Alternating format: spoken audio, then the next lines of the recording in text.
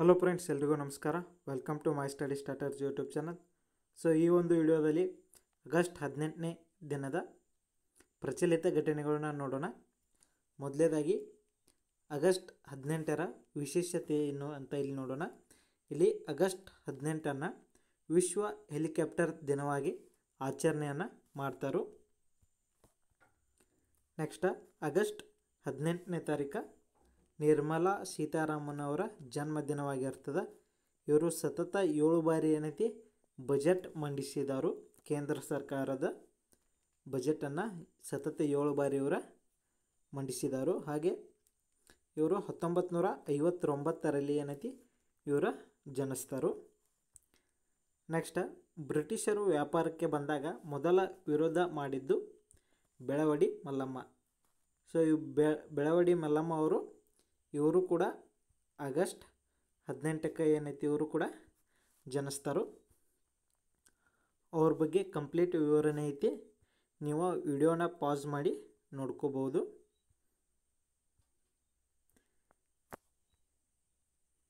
ಇಲ್ಲಿ ಅವರಿಗೆ 16ನೇ ವರ್ಷಕ್ಕೆ ಮದುವೆ ಆಗ್ತದೆ, 18ನೇ ವರ್ಷಕ್ಕೆ ವೈದವ್ಯ, 19ನೇ ವರ್ಷಕ್ಕೆ ಏನೈತಿ ಇವರು ಮಹಾರಾಣಿಯಾಗಿ 20 ವರ್ಷಗಳ ಕಾಲ ಏನೈತಿ ಅವರ ರಾಜ್ಯಭಾರವನ್ನು ನಡೆಸ್ತಾರೆ.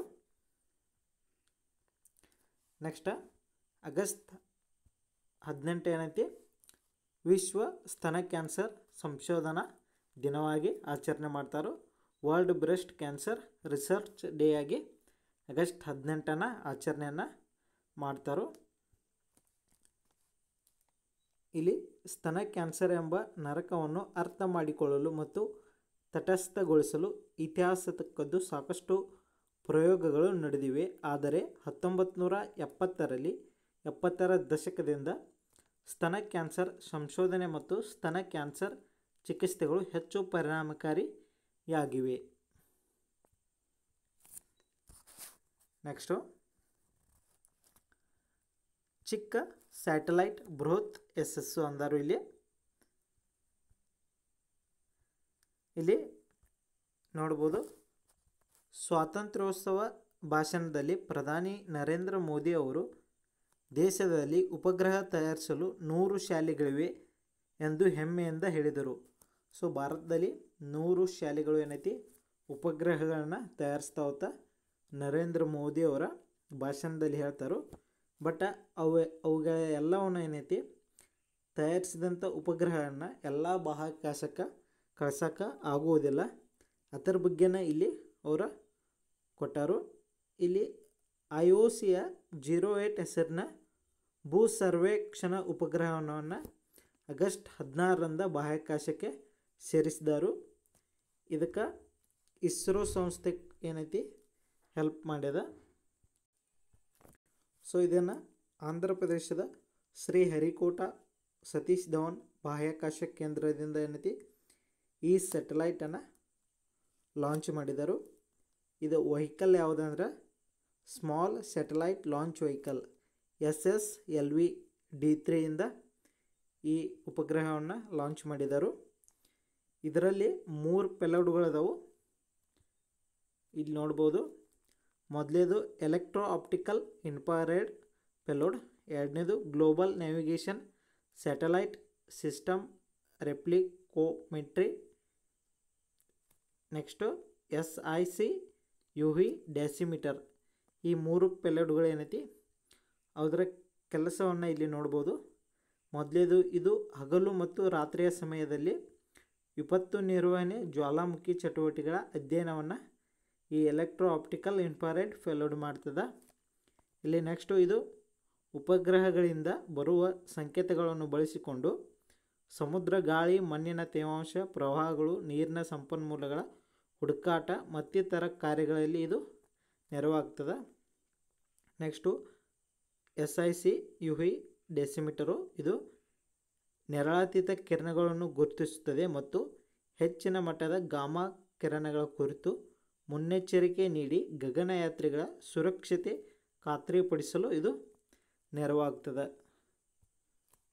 ಸೊ ಇಲ್ಲಿ EOS 8 ಇದು ವಯನಾಡು ದುರಂತ ಉತ್ತರ ಭಾರತ ಮತ್ತು ಹಾಗೂ ರಾಜ್ಯದ ಹಲವೆಡೆ ಭೂಕುಸಿತ ಹಾಗೂ ಪ್ರಾಕೃತಿಕ ವಿಪತ್ತುಗಳಲ್ಲಿ ಸಂಭವಿಸಿದ್ದು. EOS-08 ಉಪಗ್ರಹ ಇಂಥ ಪ್ರಾಕೃತಿಕ ವಿಪತ್ತುಗಳ ನಿರ್ವಹಣೆ, ಉನ್ನತ ಮಟ್ಟದಲ್ಲಿ ಪರಿಸರ ಅಧ್ಯಯನ ಮಾತ್ರವಲ್ಲದೆ ಗಗನಯಾನ ಯೋಜನೆಗಳಿಗೂ ನೆರವಾಗಲಿದೆ. ಸೊ ಇದು ಈ ವಯನಾಡ್ ದುರಂತಗಳ ಇಂಥ ಸಂದರ್ಭದಲ್ಲಿ ಇದು ಯೂಸ್ ಆಗ್ತದೆ. ಅದೇ ರೀತಿ SSLV-D3 ಇದು ಲಾಂಚ್ ವೆಹಿಕಲ.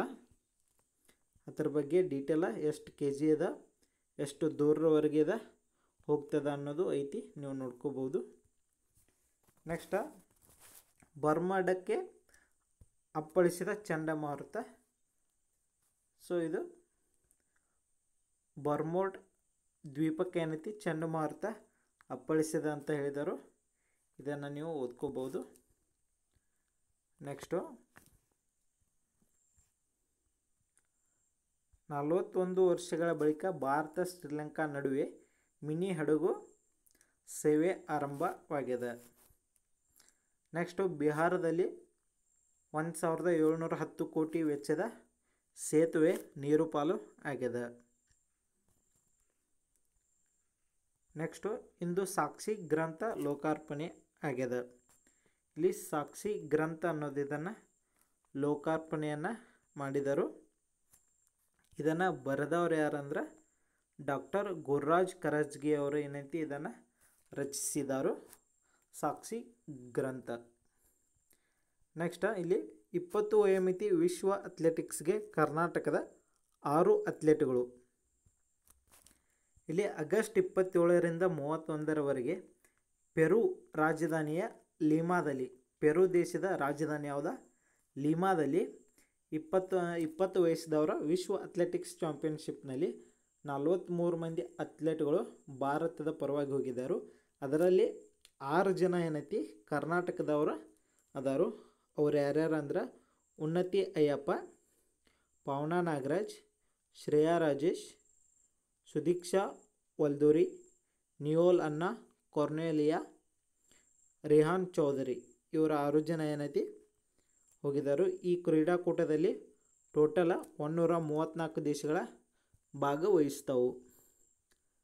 ನೆಕ್ಸ್ಟ್ ಯೂತ್ ಒಲಿಂಪಿಕ್ಸ್ಗೂ ಕ್ರಿಕೆಟ್ ಸೇರ್ಪಡೆಗೆ ಪ್ರಯತ್ನಿಸಲಿದೆ ICC. ಸೊ ಇಂಡಿಯನ್ ಕ್ರಿಕೆಟ್ ಕೌನ್ಸಿಲ್ ಏನೈತಿ ಈಗ ಲಾಸ್ ಏಂಜಲಸ್ನಲ್ಲಿ 2028ಕ್ಕೆ ಏನೈತಿ ಒಲಿಂಪಿಕ್ಸ ನಡೆಯಲಿದ್ದಾವು. ಸೊ ಈ T20 ಕ್ರಿಕೆಟ್ ಅಲ್ಲಿ ಈಗಾಗಲೇ ಏನೈತಿ ಸೇರಿಸಿದರು. 2030ರಲ್ಲಿ ಯೂತ್ ಒಲಿಂಪಿಕ್ಸ ಅಲ್ಲಿಯೂ ಕೂಡ ಏನೈತಿ ಕ್ರಿಕೆಟನ್ನು ಸೇರಿಸಿರತ್ತ ಅವರ ಪ್ರಯತ್ನವನ್ನು ಮಾಡ್ತಿದ್ದರು. ಸೊ ಮುಂದಿನ ದಿನಗಳಲ್ಲಿ ನೋಡೋಣ ಏನಾಗುತ್ತೆ ಅಂತದ. ನೆಕ್ಸ್ಟ್ ಸೊ ಇಲ್ಲಿ ಇನ್ನೊಂದು ನೋಡ್ಬೋದು, ಕ್ರಿಕೆಟನ್ನು 1900ರಲ್ಲಿ ಪ್ಯಾರಿಸ್ ಒಲಿಂಪಿಕ್ಸ್ನಲ್ಲಿ ಏಕೈಕ ಬಾರಿ ಕ್ರಿಕೆಟ್ ಸ್ಪರ್ಧೆ ನಡೆದಿತ್ತು. ಈಗ ಒಮ್ಮೆ 1900ನೇ ವಿಶ್ವದಲ್ಲಿ ಕ್ರಿಕೆಟ್ ಆವಾಗ ಇದ್ದು ನಂತರ ಅದನ್ನು ತೆಗೆದು ಹಾಕಲಾಯಿತು. ಈಗ 2028ರಲ್ಲಿ ಮತ್ತೆ ಒಲಿಂಪಿಕ್ಸ್ನಲ್ಲಿ ಕ್ರಿಕೆಟ್ ಆಡಲಿದ್ದಾರೆ. ನೆಕ್ಸ್ಟ್ ಬಹುತೇಕ ಕಾರ್ಮಿಕರ ವೇತನ ಮಾಸಿಕ 20,000ಕ್ಕಿಂತ ಕಡಿಮೆ. ಇದನ್ನು ವರ್ಕ್ ಇಂಡಿಯಾ ನೇಮಕಾತಿ ವೇದಿಕೆ ಏನೈತಿ ವರದಿಯನ್ನು ಮಾಡಿತ್ತಿದೆ. ಸೊ 20,000ಕ್ಕಿಂತ ಕಡಿಮೆ ವೇತನ ಐತಂತ. ಶೇಕಡ ಇಲ್ಲಿ 57.63ಕ್ಕಿಂತ ಹೆಚ್ಚು ಕಾರ್ಮಿಕರ ವೇತನ 20,000ಕ್ಕಿಂತ ಕಡಿಮೆ ಇದೆ ಅಂತ ಇಲ್ಲಿ ವರದಿಯನ್ನು ವರ್ಕ್ ಇಂಡಿಯಾ ಅವರು ಏನೈತಿ ವರದಿಯನ್ನು ಮಾಡಿದರು. ನೆಕ್ಸ್ಟ್ ವಿಶ್ವದ ಅತ್ಯಂತ ದೂರದ ಪ್ರಯಾಣದ ಬಸ್ಸನ್ನು ಇಲ್ಲಿ ನೀವು ನೋಡ್ಬೋದು. ಇದು ಲಂಡನ್ ಟು ಕಲ್ಕತ್ತಾವರೆಗೆ ಏನೈತಿದೆ ಬಸ್ಸ ಪ್ರಯಾಣವನ್ನು ಮಾಡ್ತಿತ್ತು. ಇದು 1957ರಲ್ಲಿ ಏನೈತಿ ಲಂಡನ್ನಿಂದ ಕೋಲ್ಕತ್ತಾಗೆ ಮೊದಲ ಸಂಚಾರವನ್ನು ಮಾಡಿತು. ಸೊ ಇದಕ್ಕೆ ವೆಚ್ಚ ಹೋಗಿ ಬರೋಕ್ಕೆ ಎಷ್ಟು ದುಡ್ಡು ಇತ್ತು ಅಂದ್ರೆ ಆಗಿನ ಕಾಲದಾಗ 13,644 ರೂಪಾಯಿ ಈಗ ಆಗುತ್ತದೆ. ಆವಾಗ 145 ಪೌಂಡುಗಳು ಏನೈತಿ ಆಗ್ತಿತ್ತು. ನೆಕ್ಸ್ಟ್ T20 ವಿಶ್ವಕಪ್ ಆತಿಥ್ಯಕ್ಕೆ ಜಿಂಬಾಬ್ವೆ ಉತ್ಸುಕ ಅಂತ ಕೇಳಿದರು ಇಲ್ಲಿ. ಸೊ ಈ ವರ್ಷದ ಮಹಿಳಾ T20 ವಿಶ್ವಕಪ್ ಆತಿಥ್ಯವನ್ನು ಬಾಂಗ್ಲಾದೇಶ ವಹಿಸ್ಕೋಬೇಕಾಗಿತ್ತು. ಬಟ್ ಅಲ್ಲಿ ನಡೆದಿರುವ ಸಮಸ್ಯೆಗಳಿಂದ ಏನೈತಿ ಜಿಂಬಾಬ್ವೆ ವಹಿಸ್ಕೋತನತ್ತ ಅದ ಹೇಳಾಕತ್ತದ. ಇದಕ್ಕೆ ಹೇಳಕ್ಕೂ ಎರಡು ಕಾರಣ ಐತಿ. ಯಾಕಂದ್ರೆ ಕಳೆದ 2 ವರ್ಷಗಳ ಏಕದಿನ ವಿಶ್ವಕಪ್ ಅರ್ಹತಾ ಪಂದ್ಯಗಳಲ್ಲಿ ಏನೈತಿ ಅದ ಆಯುಷ್ನಲ್ಲಿ ಯಶಸ್ವಿಯಾಗಿ ಜಯಿಸಿ ಈ ವಿಶ್ವಕಪ್ ಅರ್ಹತಾ ಪಂದ್ಯಗಳಲ್ಲಿ ಜಯಿಸಿ ಮುಂದೆ ಬಂದಿತ್ತು. ಹಾಗಾಗಿ ಜಿಂಬಾಬ್ವೆ ಏನೈತಿ ಆತಿಥ್ಯ ವಹಿಸ್ಕೋತನತ್ತ ಹೇಳತ್ತದ. ನೆಕ್ಸ್ಟ್ ಜಾತ್ಯತೀತ ನಾಗರಿಕ ಸಮಿತಿ ವಿರೋಧ ಅಂತ ಇಲ್ಲಿ ಹೇಳಿದರು. ಸೊ ಇದ್ರ ಬಗ್ಗೆ ನೀವು ನೋಡ್ಕೋಬೋದು. ನೆಕ್ಸ್ಟು ಯುದ್ಧಗಳ ಹೆಜ್ಜೆ ಗುರುತಿನ ಮ್ಯೂಸಿಯಂ. ಸೊ ರಾಜಸ್ಥಾನದ ಜೈಸಲ್ಮೇರ್ ಶ್ರೀಮಂತ ಇತಿಹಾಸ ಮತ್ತು ಸಂಸ್ಕೃತಿಯನ್ನು ಹೊಂದಿರುವ ಸುಂದರ ನಗರವಾಗಿದ್ದು ಕೋಟೆಗಳು, ಸುಂದರ ಮರಳು ದಿಬ್ಬಗಳು ಮತ್ತು ಪ್ರಾಚೀನ ದೇವಾಲಯಗಳಿಗೆ ಹೆಸರುವಾಸಿ. ಸೊ ಇಲ್ಲಿ ಸುಂದರವಾದ ಮ್ಯೂಸಿಯಂ ಇದೆ ರಾಜಸ್ಥಾನದೊಳಗೆ. ಇದ್ರ ಬಗ್ಗೆ ಡೀಟೇಲ್ ಆಗಿ ನೀವು ಓದ್ಕೋಬಹುದು. ನೆಕ್ಸ್ಟ್ ಇಲ್ಲಿ ಗೌರ್ಮೆಂಟ್ ವರ್ಸಸ್ ಗವರ್ನರ್ ನಡೆದಿದೆ. ಇಲ್ಲಿ ಸಿದ್ದರಾಮಯ್ಯನ ವಿರುದ್ಧ ಏನೈತಿ ರಾಜ್ಯಪಾಲರಾದ ಗೆಹ್ಲೋಟ್ ಅವರ ಪ್ರಾಸಿಕ್ಯೂಷನನ್ನು ಹಾಕಿದರು. ಸೊ ಇದ್ರ ಬಗ್ಗೆ ಡೀಟೇಲ್ ಆಗೈತಿ, ಯಾವುದಕ್ಕಾಗಿ ಹಾಕಿದಾರು ಏನಾಗೈತಿ ಅನ್ನೋದು ನೀವು ನೋಡ್ಕೋಬಹುದು. ಸೊ ಇಲ್ಲಿಗೆ ಈ ವಿಡಿಯೋನ ಮುಗಿಸೋಣ. ಮತ್ತೆ ಮುಂದಿನ ವಿಡಿಯೋದಲ್ಲಿ ಸಿಗೋಣ. ಅಲ್ಲಿವರೆಗೂ ಟೇಕ್ ಕೇರ್, ಬಾಯ್.